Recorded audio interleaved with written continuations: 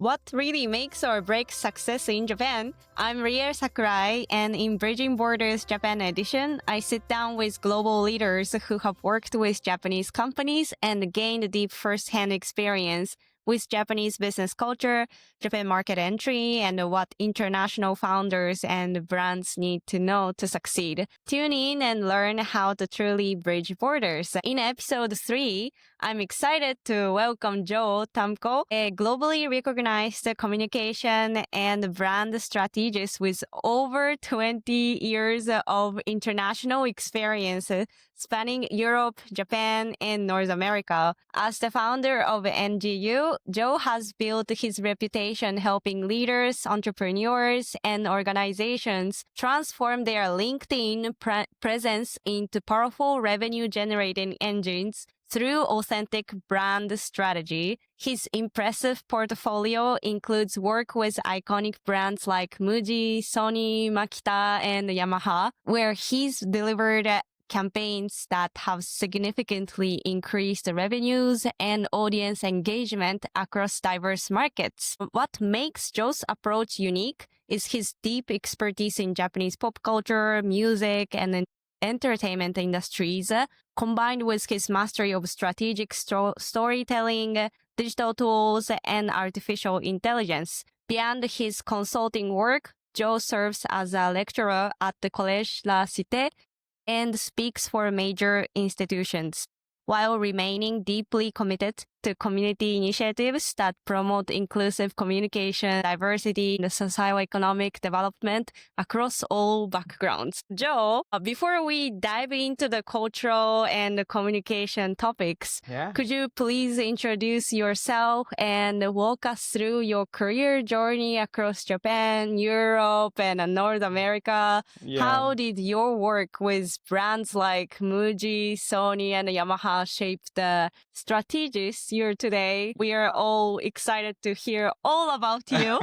So I'm born in France. I was a huge fan of Japanese cultures at a very young age because I look young, but I'm not that young actually. I saw 20 years of experience. I'm like, but he looks like the same age like Yeah, me. exactly. I'm 28. I didn't start at 5 or something like that.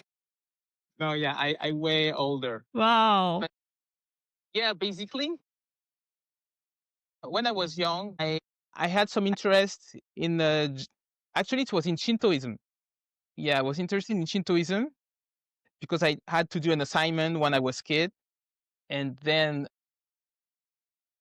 I got into like Japanese culture and the language because I wanted to know how to speak Japanese, and I studied by myself basically. Wow. Yeah. And at that time, like, did you have YouTube or how did you No, learn by at that yourself? time, internet didn't exist. Oh my gosh. No Duolingo. No, we didn't have internet at that time. That's how old I am. Wow. Wow. Yeah, I knew the world before internet. And so basically, I was really into it. And I had a manga phase. And after I had the Japanese J-rock phase, that's what brought me little by little into Japanese business. But before that, when I was younger with some friends, we decided to create an association to share our love for Japanese animation and manga. But at that time, it wasn't a thing. Yeah. And so basically, we were the pioneer of the development of Japanese pop culture in France and Europe in certain way. And nowadays, that organization became a company. And the event that we started now brought 500,000 people every year around Japanese culture in a more general way. And when I was in university, so I wanted to be a rock star in Japan, and I've been scouted by Fuji TV. Wow. And that's how I started to be in the entertainment business. It was more because at that time, not many people were speaking Japanese, and it was difficult to learn actually because we couldn't find school or things like that.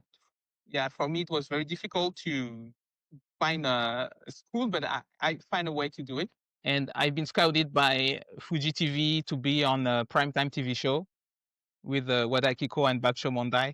So you were on the show with Wada Akiko-san. Well, I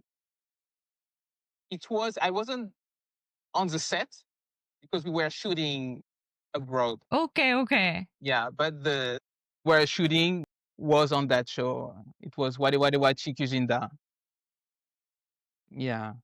And basically working there allowed me to connect with a lot of people in the entertainment industry, which led me to work in the music industry.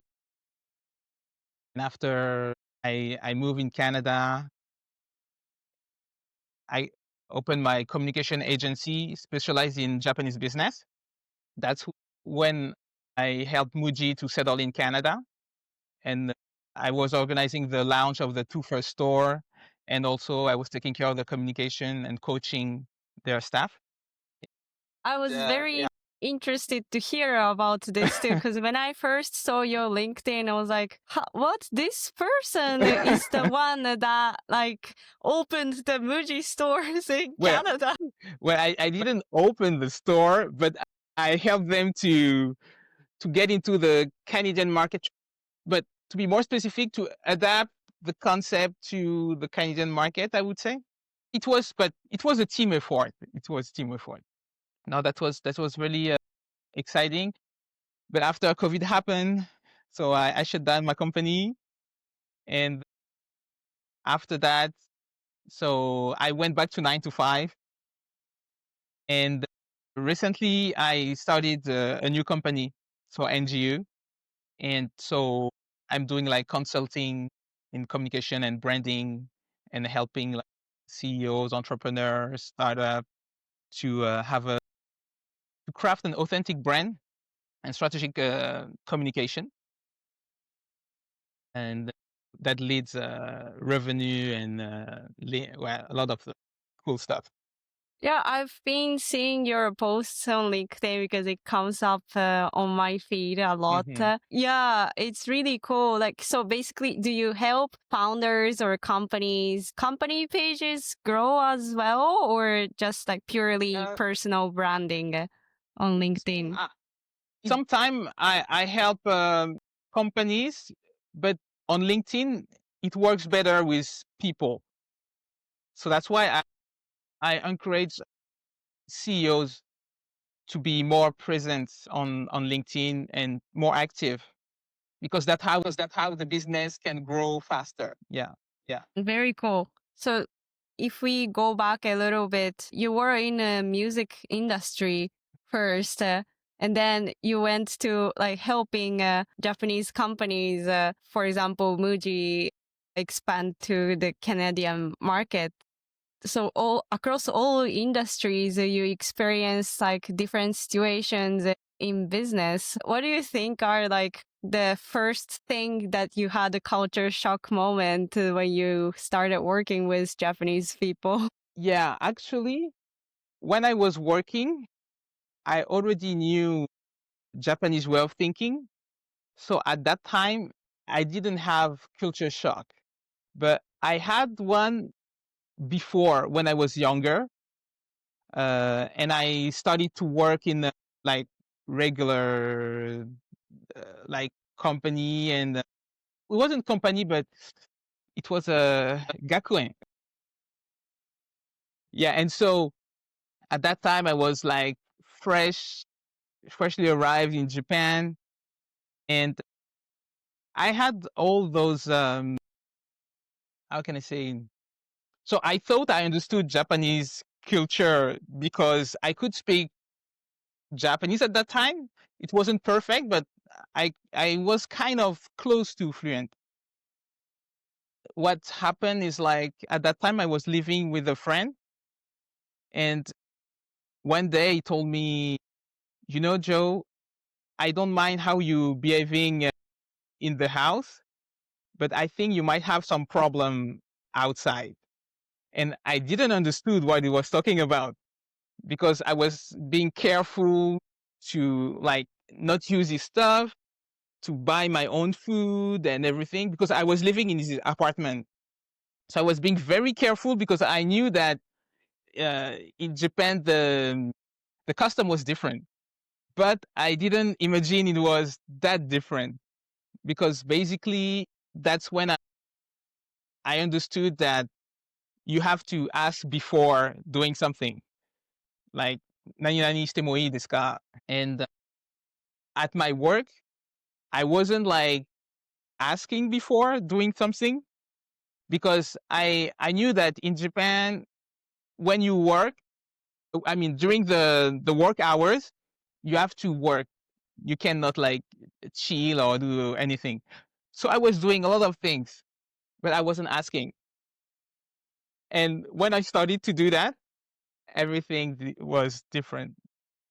Yeah. Well, what did you need to ask beforehand? Like it was very simple thing. Like I don't know. It was like if I want to go somewhere and to arrange something, I was supposed to ask before. And when I started to ask, the people attitude became different. I was like a mushi sarete ta. Yeah. Like they were like it was like I didn't exist. That is very surprising. I mean, they can at least tell you once, I think. Yeah, but they didn't want to bother me. I didn't feel like it was in a negative way, but more that they didn't know how to explain, even if I was speaking Japanese at the time. And your Japanese, would you say like, was it like N1 level or a business level? I'm Nikyu. So it's quite well Japanese. Yeah. It's the minimum to be able to work in a company. So like you had to ask everything for any actions you take at work to kind of get permissions before doing anything. Is that like for every single action you took, you needed to ask the questions? Well, I started to use it often. So people was like, oh no, don't do that. Do this. Because I started to ask. But before they were just letting me do things and yeah. Do you think like they were also trying to observe like how you work? Why do you think they didn't tell you like right away? Like, I think it's more some kind of shyness. I see. But I have another culture shock actually. It's saying sorry all the time. Because you don't hear that from French people all the time, do Because you? the thing is, in France, if you have nothing to do with a mistake, you don't have to apologize. But in Japan, if something wrong happened and you're not directly related by that mistake, but you are part of the organization or maybe you are in the room or I don't know, you start to say sumimasen. Or moshiwake nai desu. Yeah, like I am wondering why that doesn't happen in other cultures because I also grew up in Japan, and for me, it's still kind of normal to work when you are in a team, and then when something goes wrong, or even if it's not like your fault, your first phrase is like "sumimasen," and then like you don't say "je suis désolé." Just be désolé all the time. No, because I think it's the culture is very different, and in France it's like very individualistic way of thinking. So if it's not you, that's not your problem. That's that person who did it. So yeah, for me that was a huge difference.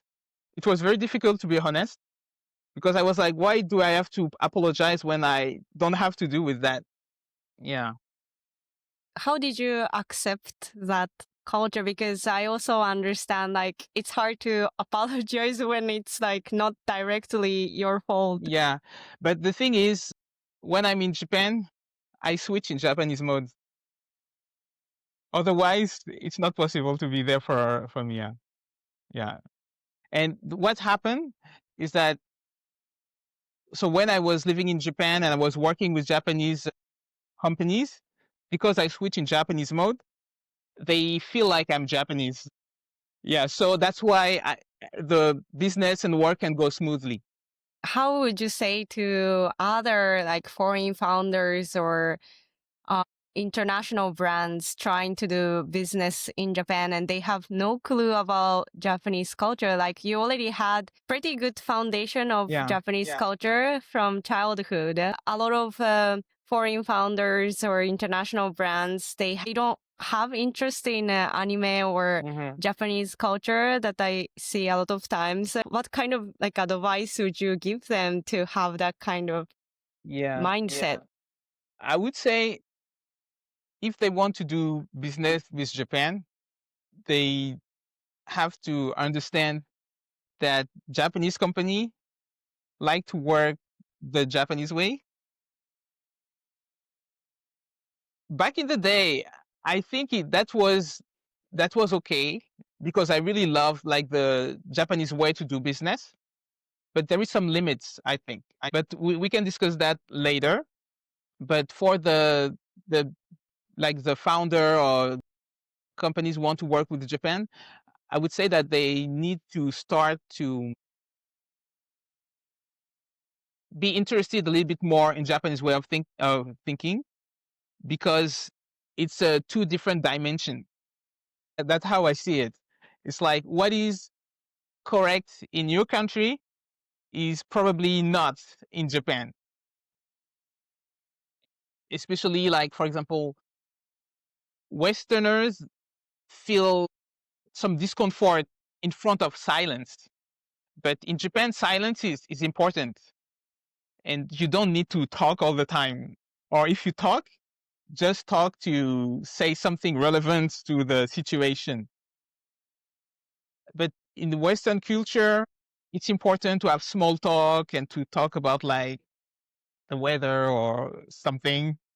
So I believe that they need to try to understand a little bit more Japanese way of thinking, and um, don't like assume that their way of doing business is a default way, because Japan used to be like the second biggest economy in the world. That's I think that's why Japan. That's just my theory, but I think that's why Japan felt like that they want to do things their way. So if you want to work with us, you have to follow our style. Because probably when they were working with US, they kind of had to adapt because that was the bigger economy than them. But since other economy wanted to do business with Japan, they were in the position they could kind of dictate the way they want to work.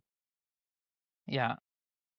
How do you think are the French companies? How do they try to work with other international brands? How is it different from how Japanese companies try to work with foreign companies? Well, to be very honest, I don't really like the French way to do business.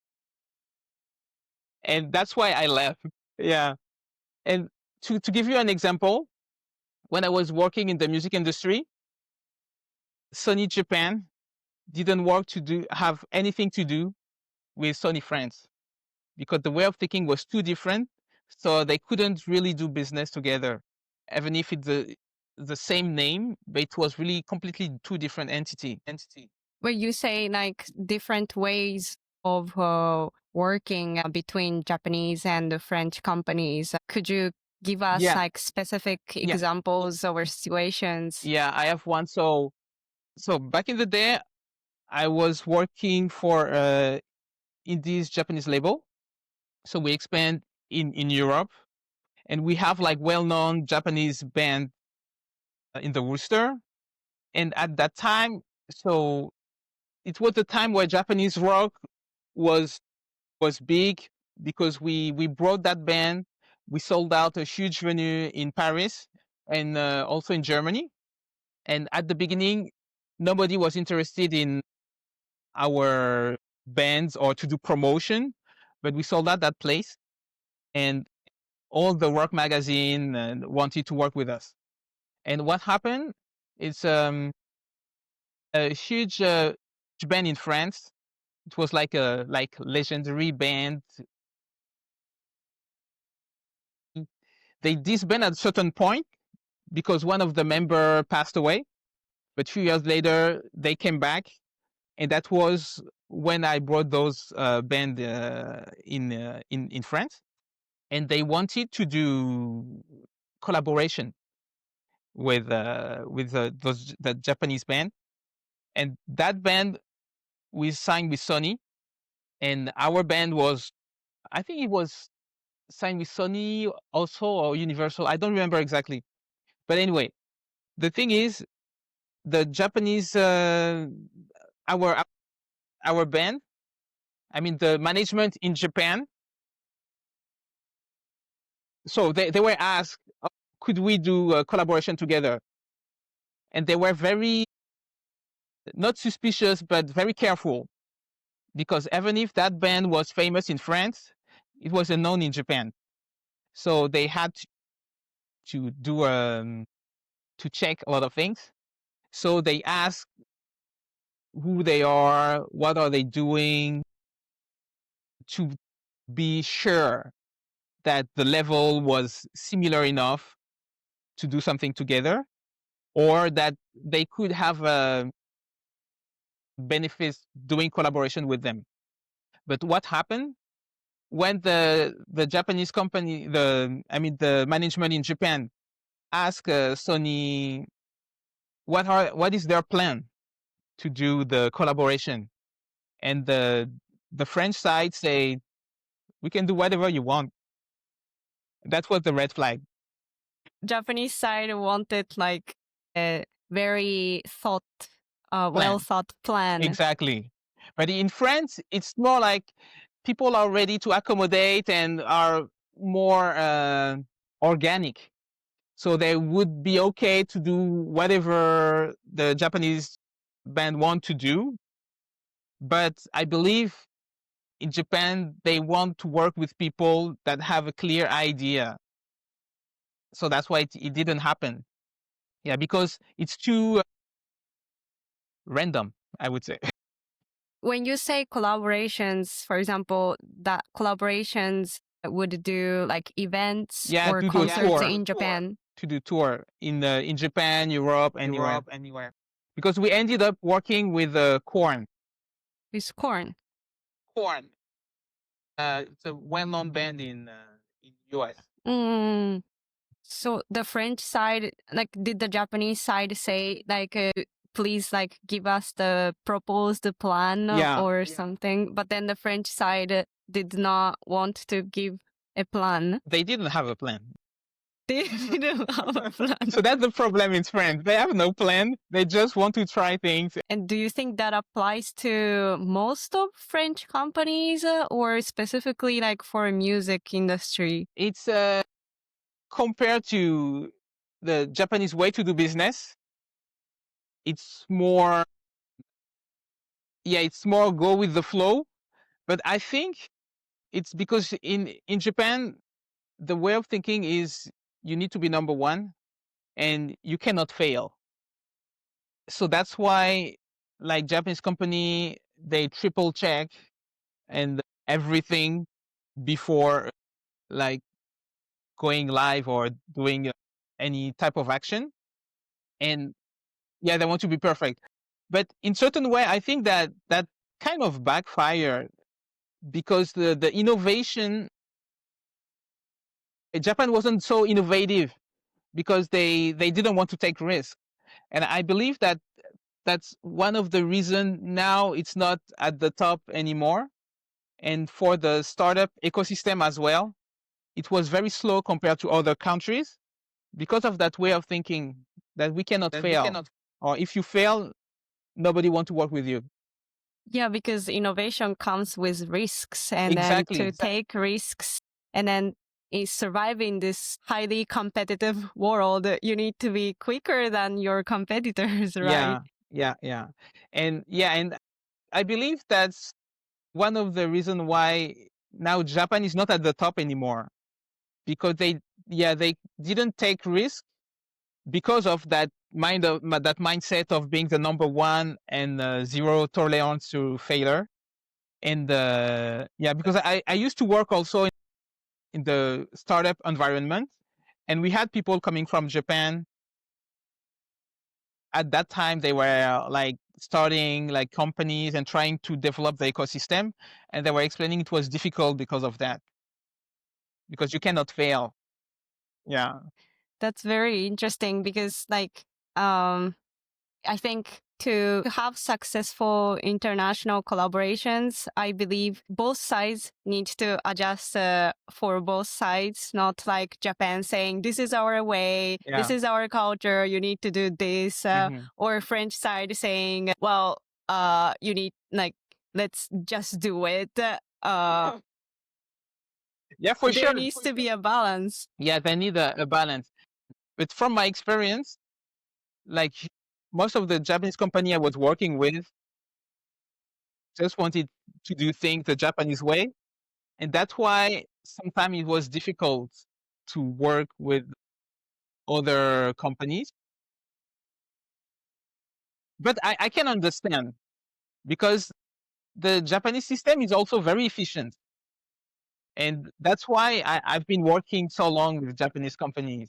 Yeah, because I like that way of thinking that when you start something, you go until the end. Because the French way of thinking, it's if something go wrong, we give up and we do something else. Yeah.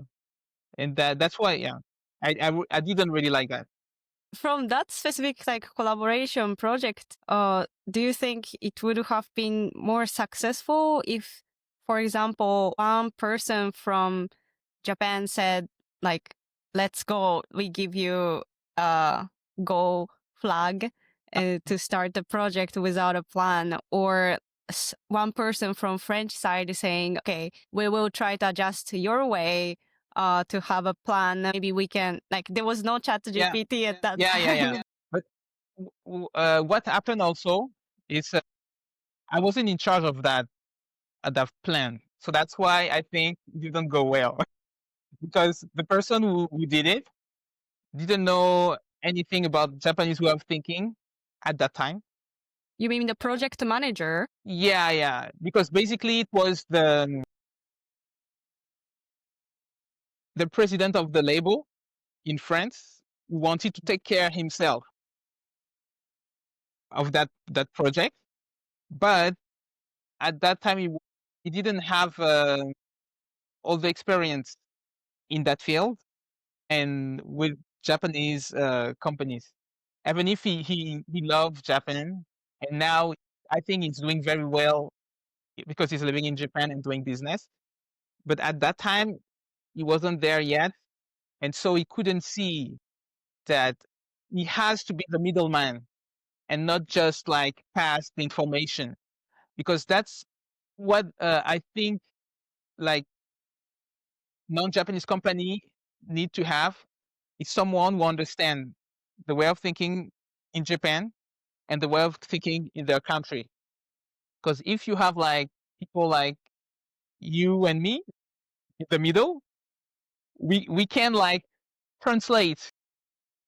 So, for example, if the Sony France say that, oh, we want them to let us know what they want to do because we are okay to do whatever they want, we need to have someone who say it doesn't work like that. You have to come up with a plan.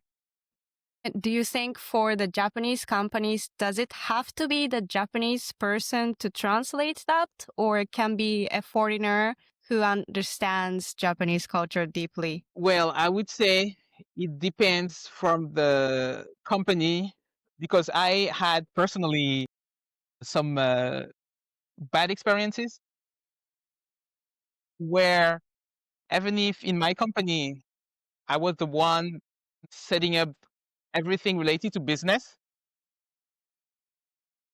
I had some clients who didn't want to talk to me or to have me on site because I wasn't Japanese. Did they tell you directly like that? Or They told that to my business partner, and it was, yeah, but he was very supportive.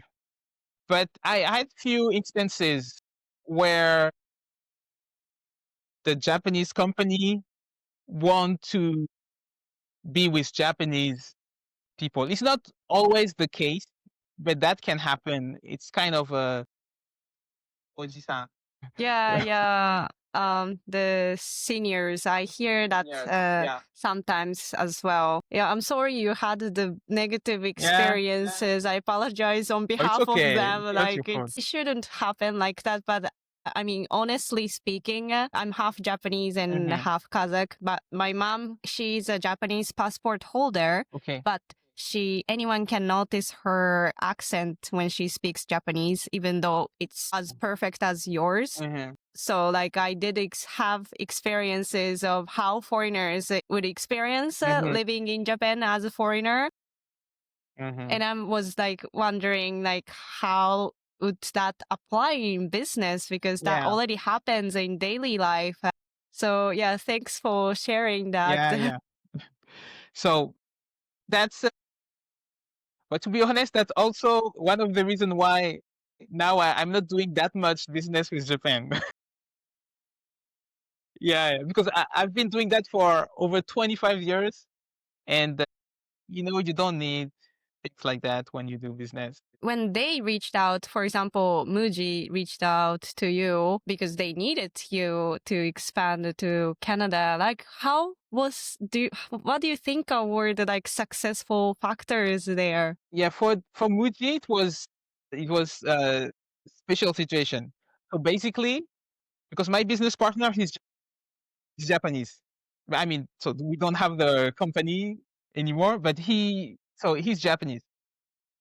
And what happened is, it's Dentsu who reach out to us, telling us that they have that project with Muji, but for them it was too small, so they couldn't do anything. And so too, s- the project was too small for the Dentsu scale. Yeah, I think probably it's a budget thing or something like that. So they refer us to Muji to do that. And basically, I think the reason why it worked is that first I had a Japanese partner, yeah, business partner, and after, because I was the business brain of the company, so I brought all that expertise.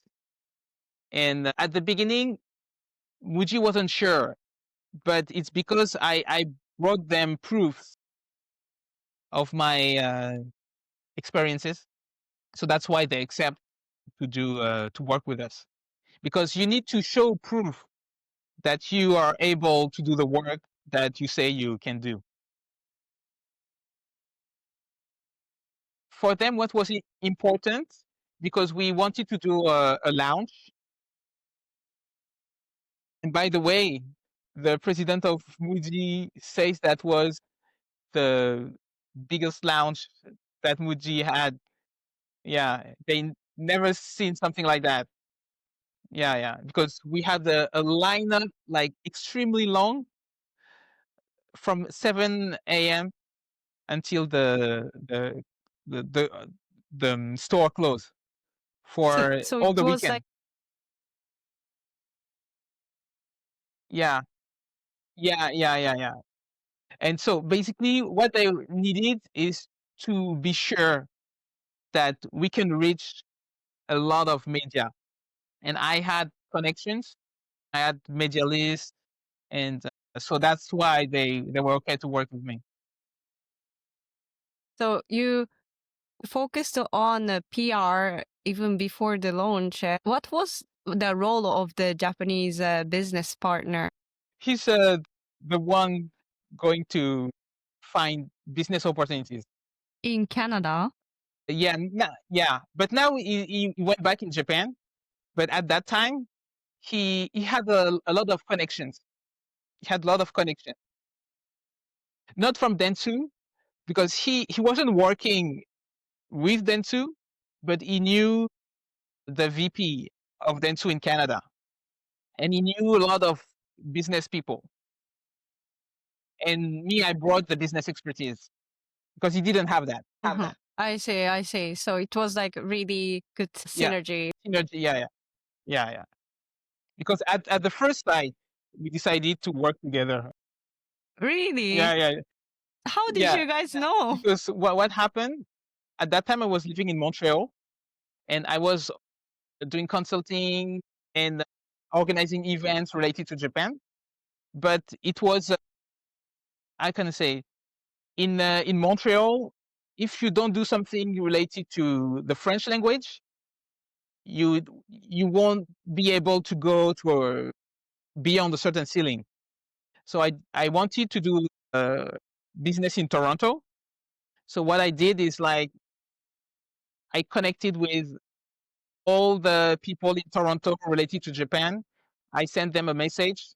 I told them I'm going to be in Toronto for 3 days, and I would like to meet you to see what is possible to work out. So I went them, and my business partner was the first person I met.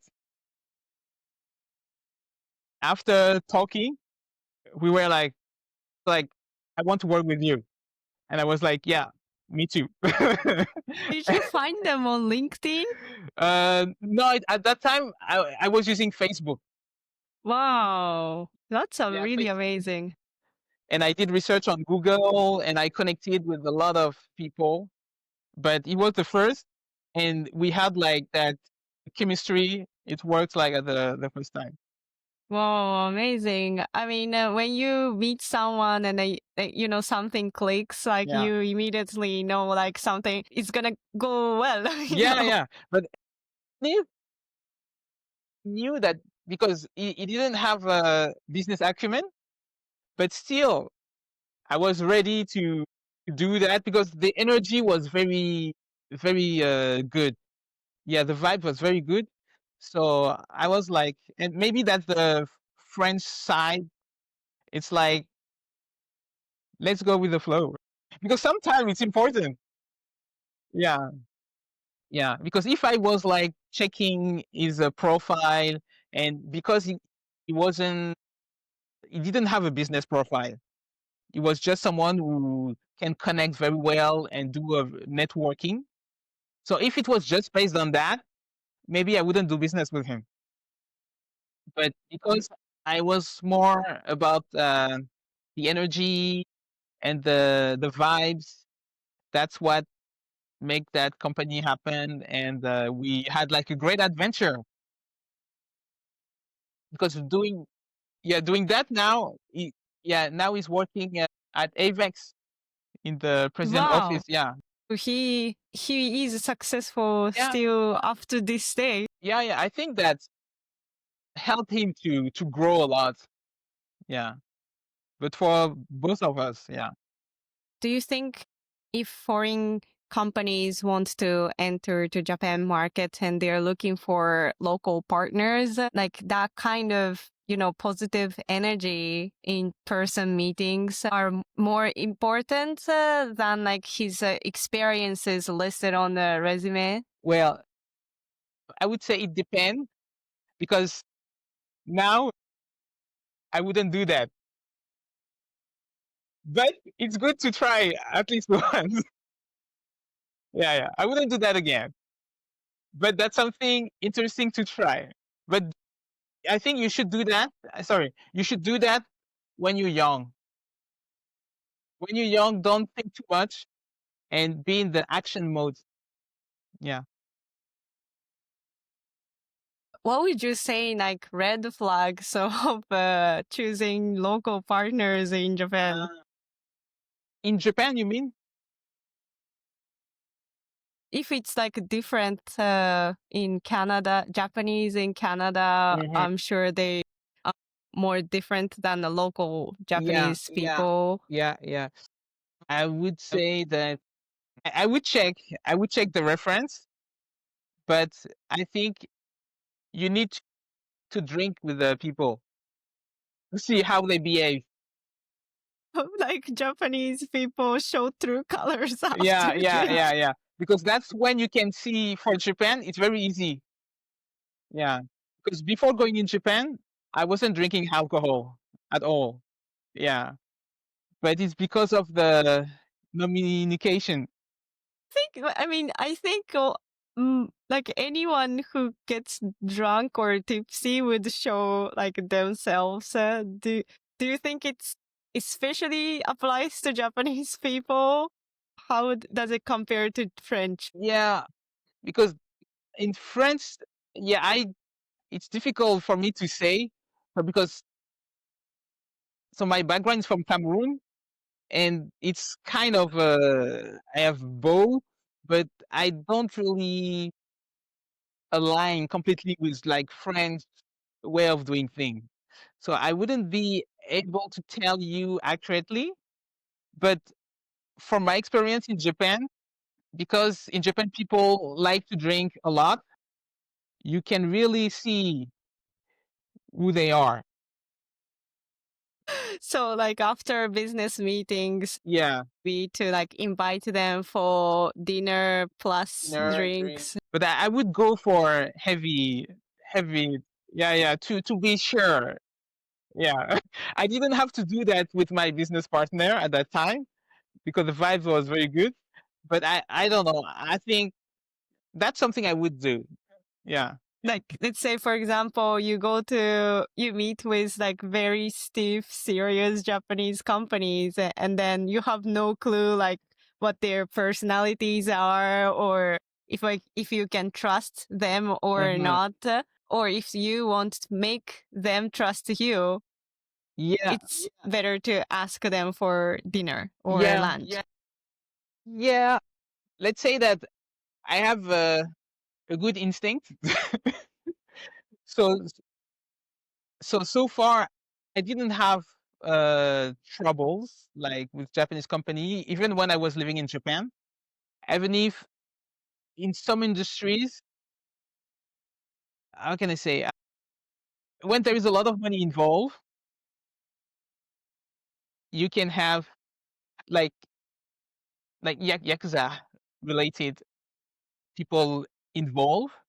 So I've been working as well in those type of environments. And yeah. I don't know if I should talk about it. But yeah, the thing is, when there is a lot of money involved, there is all sort of people that is there. And without doing anything, it doesn't mean to doing something illegal, but they are there.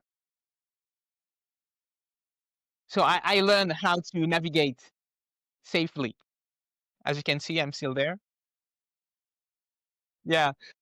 But yeah, you have to be careful. You have to be careful because even if people think that Japanese are very polite, nice, because that's true, but you have all sort of people, and especially in business, so you have to be careful. Yeah, if you want to do business in Japan and you don't know the ecosystem, you have to be careful. Yeah, because I've been introduced to some people that I declined to work with. Yeah, and that was a good call because later on I learned some stories, and my instinct was right. Yeah. So that you felt the energy when you met them in person. It's I just talk a little bit, and I felt that yeah, that's something off, and I didn't want to pursue. Even if I was introduced to them by a friend that I trust, but I believe that friend didn't have a good instinct.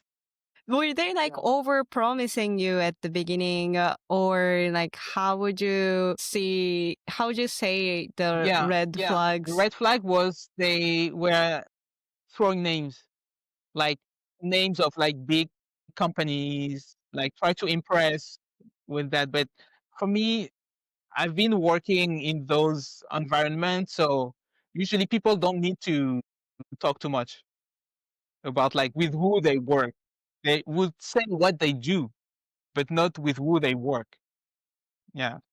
So if True. you, yeah, if you have people who just the credibility is just based on name of other company, that's there is a problem. Yeah. It's more like just stay focused on what are your achievements. Yeah. Even if it's small, it's okay. But yeah, you don't need to throw names. Yeah. Yeah, that applies to like all nationalities Yeah, or yeah. countries Yeah, in everywhere. business, right? That's very valuable tip, I think, for everyone. Yeah. Thank you for sharing that. Yeah. Do you think it's like when you say be careful with who you work when there is big money involved, especially for the large corporations or like to any like even small mid-sized companies Yeah, as well? yeah. Even small and mid-size. And I would say that I would check even more small companies. Yeah. But bigger as well, you have to be careful because as you show in your content, there is a lot of big company that they don't really know how to do business in certain environments. So you need to do your own due diligence and check a lot of things. Even when I was working with Muji, I did a lot of research. Yeah, about Muji, about Did you Muji. map out decision makers? Not at that time, but that's something that I do now.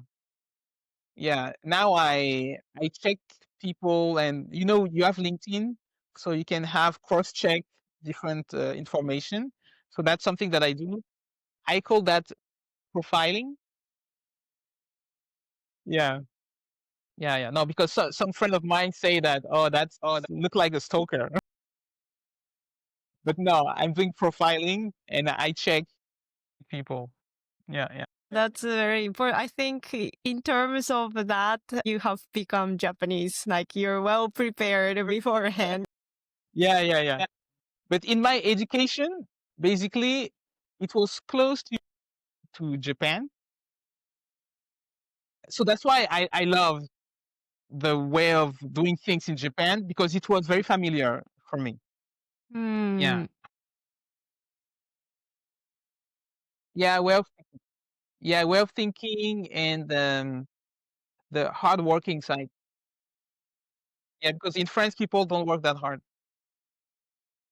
for my taste.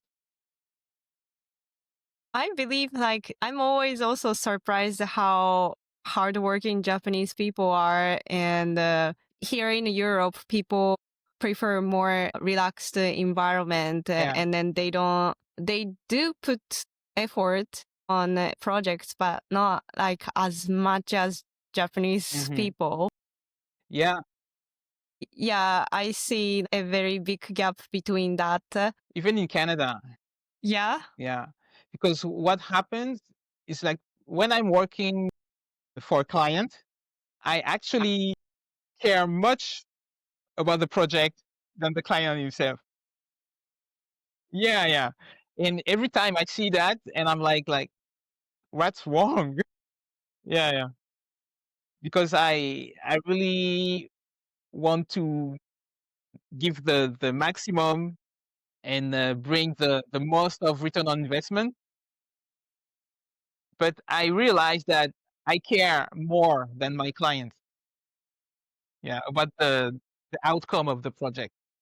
And also like long term relationships for that client, no? But that's true that here, yeah, in Canada or in Europe, I don't feel that they think that much about long-term relationship, but not as people do in Japan. So that's why. when they try to connect with a company, they just think about now, but they don't project themselves in the future. That's the feeling I have.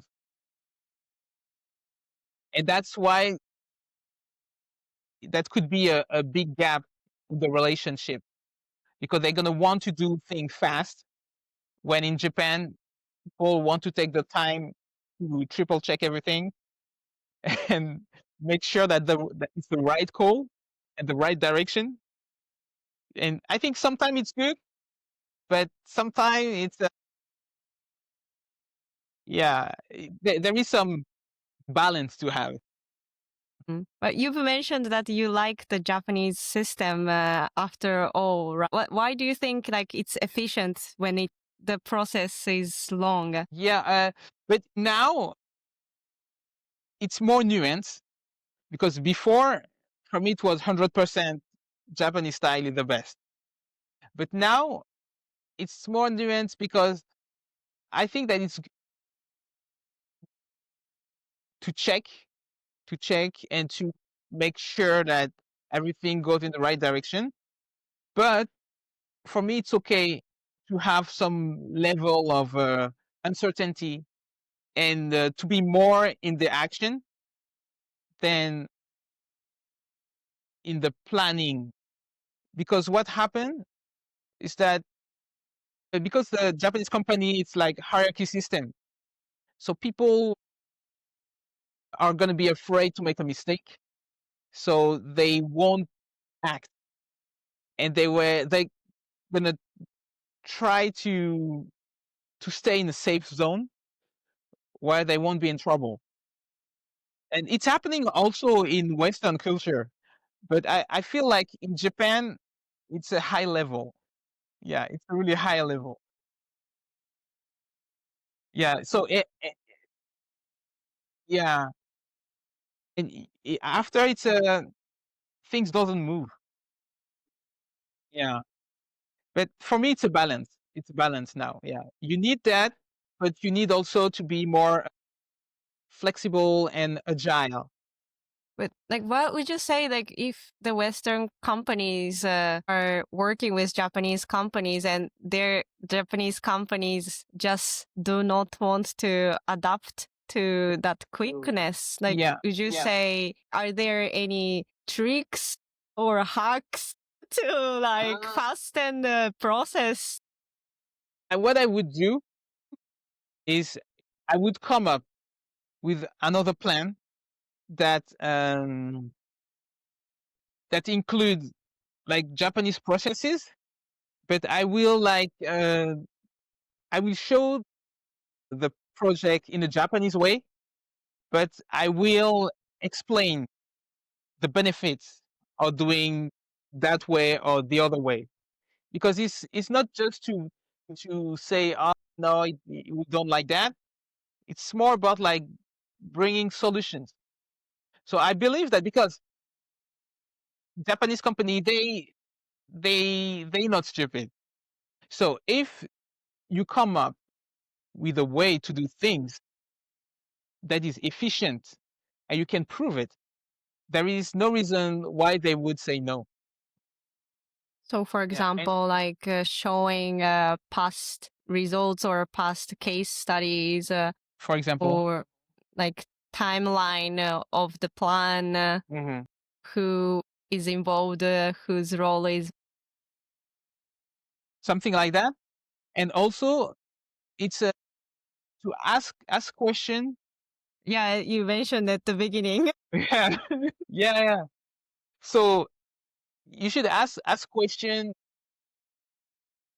to make sure that for every step they're okay, and if they're not comfortable with any situation, to try to ask. But the thing is, you need to understand the Japanese way of thinking, because there is the muzukashi. Yeah, that means actually no. Yeah, because usually when but in my experience, when people say muzukashi, it's actually that they don't want to do it. And you shouldn't come up with solutions. So that's that fine balance that you need to find. Because when it's muzukashi, it's just a polite way to say no. And yeah, and but when you translate that, for example, in English, if you say, "Oh, it's difficult," but in the Westerners' way of thinking, it's okay. We're gonna find a way to make it happen because it's difficult. Yeah, but that wasn't the real meaning. So we would need like a list of Japanese phrases that mean no. Yeah, For example, like yeah, 検討させ muzukashi. ていただきます. Like we will consider about it. Right, exactly. Also, arigato, arigato. In certain situation, yeah, it's no. But Thank you is no. yeah, yeah. So that's why I think Western companies have a hard time to understand Japan because there is all those nuance in the because in Japanese you not I would say that like you not it's not confrontation in terms of relationship. So saying no is very rude. So people won't say no in your face, and they're gonna say something like, "Oh, it's difficult," or "Kento sashite," or anything. People say translations can be replaced by AI and it's doing pretty good job. But then cultural interpreters, do you think Yeah, it cannot be replaced by AI or can be in the future? I didn't thought about that because just for words it works pretty well. But that's true that for the cultural aspect, I don't know. For example, when you talked about the proposing plans, your plans to the Japanese company side, if it happens over email, then I think it's easier to like show your plan, show proof. Yeah. But if it happens in a boardroom, for example, if it's like a large corporation, you would need to have consensus before the board meetings for all decision makers. Like for that kind of cultural move is needed over Yeah, the yeah. emails. But for me, actually, I would go for the board meeting. Yeah, I would go for the board meeting to be able to explain. But to do that, you need to understand Japanese way of thinking. But exactly, because me, I lived in Japan. I had that experience, but also working in a gakuen, I could see the Japanese education that is core to the Japanese way of thinking. So I think that that helped me to understand very well. But also, I study like Japanese business book in Japanese. In Japanese. Yeah, yeah. I have a lot of Japanese business manner book Wow. because basically when you graduate, that's what you need to learn to be able to work in the company. So I work on a lot of book like that. So that's why I understand all the way of thinking, the way to send an email, how you have to put the point in comprehensive way.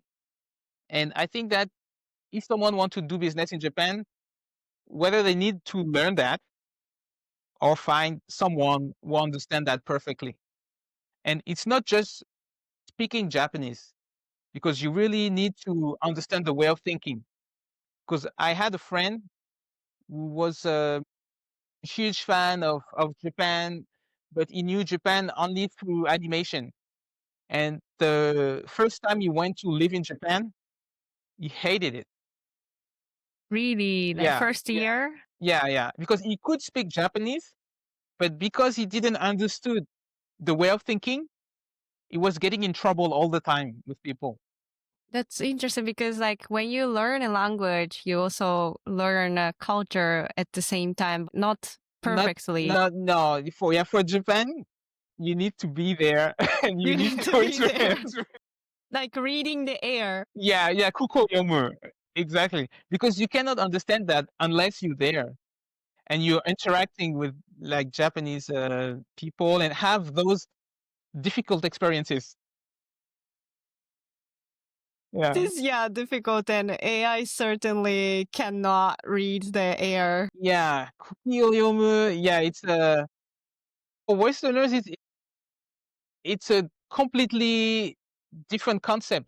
So yeah, so if you're not exposed to it, just learning the language is not going to be enough.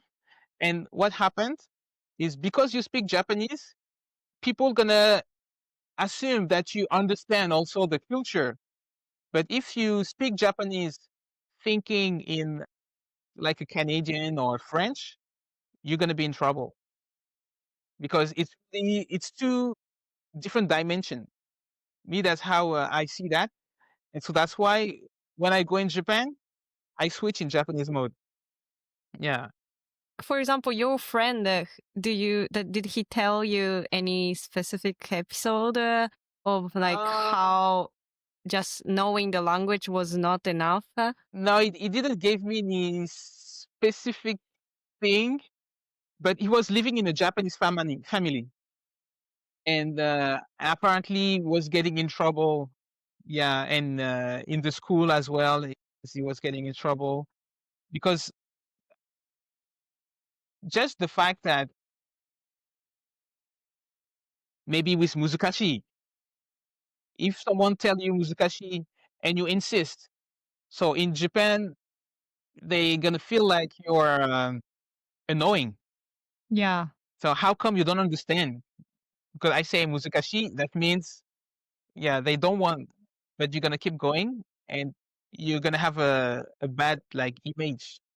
And there is also small things. For example, me, something happened. It was when I was like younger, not into business, but it's just like I went to a party. It was a barbecue. But in France, if you go to a barbecue and people tell you that you don't need to bring anything, that means that you just come, you eat, you enjoy, and you go back. But Right. in that case, in Japan, I went there. People told me, no, you don't need to bring anything. And at the end, they asked me money. I was like, what? For the participation. But yeah, in France, it doesn't work like that. So I didn't know. And for me, I felt like I didn't feel good because I felt like oh, it was like a trap that That's true because I mean they was but I feel like they should have told you if there yeah, is like a kind of entrance fee or like but participation fee, you know. yeah, they didn't tell me. And so when that happened, so I didn't want to give money because nobody told me. And for I me, see. from the culture I come from, if you if yeah, if you go to that event and people tell you you can come and don't bring anything, that means you're invited Yeah. and you're a guest and you enjoy and you go. Yeah, the Japanese But side expected you to understand, like even if we say exactly. don't bring Yeah. anything, bring something Yeah, or like pay the Yeah, money. pay the money because They didn't say it, but then they they assume implied or they took it as common sense or exactly. yeah, but I understand. Yeah, I mean, it's in the US or maybe also in Canada, like, or France, like you said, like if someone invites you somewhere and then they say you don't need to bring anything, I would just think they already will prepare something on their Exactly. side. So, like, I should not ruin their plan. Yeah. And then I just follow what they say. And I would never expect for them to like tell me participation fee or Yeah. something like that. But yeah, that's very Yeah. interesting. Yeah, because me when I organize party and I say people to come, I just gonna buy everything, and they just come, they drink, eat, and they go home. But I don't ask for any money. So that was a culture shock that for me that was weird, especially that was those people that I like a lot, but we still friends. But at that moment, it was feel like some kind of friction.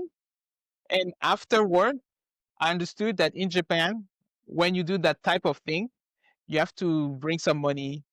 And so that's all the small things that even if you speak Japanese, you don't know. And you need to experience. Something like that also happens in business as well, right? Yeah, I think it's like small custom when you bring a present, or yeah, or even I would say maybe like table manners, because there is certain things that in Japan you don't do. And yeah, and even like pouring the drink. For drinks. Like if Yeah, you pour beer, then the label must show towards the person, kind of yeah, table manner. Yeah, there's a lot of rules like that. that maybe you don't know, and that could annoy the person because the person's gonna feel like, "Oh, And that's when you have to read the air. exactly, yeah." So I think you've been involved a lot of big scale projects, and I'm sure in those projects negotiations happened, and I'm sure including myself and my audience here who are listening now are very curious about like negotiation tips or tactics when dealing with Japanese companies, whether it's 101 or one on like 5 or 10, 20 people. Could you share us like your difficulties you encountered first? Mm, How did you overcome? yeah, but usually what I do and what I suggest people to do is to do researches about the company. Because me, usually negotiation went well because maybe few days prior the meeting, usually I was taking at least 10 days to prepare a meeting. And 3 days gonna be just to understand the company in and out, and to do a lot of researches about like the you know the challenges they have, their goals. So since when it's created, how big it is, the culture and everything. So back in the day, I had to go on Google, but now you can do that with ChatGPT. Great. Yeah. Yeah. So do like a thorough research about the company, and also about the people will be at the meeting if we use the name Profiling. profile. Yeah, profiling, to understand who they are, what they did before, if there is some common point, because sometimes you can talk about different things that not business related, but if you have like some common passion, that could help. Yeah, to have more trust. So research is the most important, and of course you need to understand Japanese way of thinking. And when you're going to present your project, because usually what I do is I do a presentation. I used to do that on PowerPoint, but you can use any tool that you want. I make a presentation and I start by showing that I understand the company core value. So I'm gonna talk about like different things, and I'm gonna show the gap in the challenge. And the bigger the gap, the better it is to negotiate. Because then you can say you're the one to feel. Exactly. And it's gonna be easier. And you have to showcase that you did it before, and to bring up your expertise and solutions, but in a comprehensive way.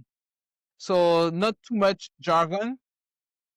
And so you could do in Japanese, but me strategically, even if I was speaking Japanese, I was doing my presentation in English because that gives age, psychological age.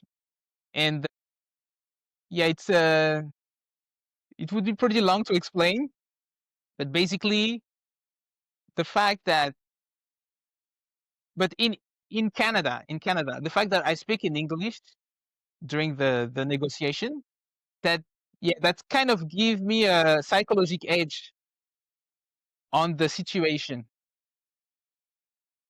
But the thing is, I speak in English, but with a Japanese way of thinking, and that's a big difference. Was there a translator? No, I do that when the people around can speak English. If they don't, I'm gonna speak in Japanese. That's very interesting that you strategically like switch languages, Mhm. even though you can also speak Japanese. Yeah. Because they won't be comfortable. And they won't be comfortable, but I'm gonna create that good positive atmosphere where they can feel comfortable. So it's but that's something that works with me. I don't know if with other people it would work, but if you understand the Japanese way of thinking and you could like speak in English, thinking in Japanese, that creates something. Yeah, I see what you mean. I would say like unless your Japanese is like nearly perfect or more than perfect, more perfect than Japanese, then it's maybe better to go with English because yeah, I do have experiences with like speaking with foreigners who do speak Japanese, but then if their accent is too strong, then I can't keep up with it. And it's different from like English speaking people with like, for example, Indian accent or French accent. I think a lot of people are familiar with having different English accents, but for Japanese, when the Japanese, Japanese is with too strong accent, yeah, then Japanese people would not be able to keep listening or focus on the conversation itself. Yeah, that's true. That's true. Well, thank you so much, Joe. Yeah, I you're think I welcome. want to keep talking to you forever. Like I said before, but today we are gonna close it around here. Okay. Thank you so much for You're joining welcome. me today and sharing your incredible experience and perspective. Yeah. And to everyone listening, thank you for tuning in to this episode of Bridging Borders Japan Edition. More conversation with global leaders are on the way as we continue exploring what it truly means to bridge borders in business and culture. Thank you so much and see you next episode. Thank you. Bye bye. Thank you.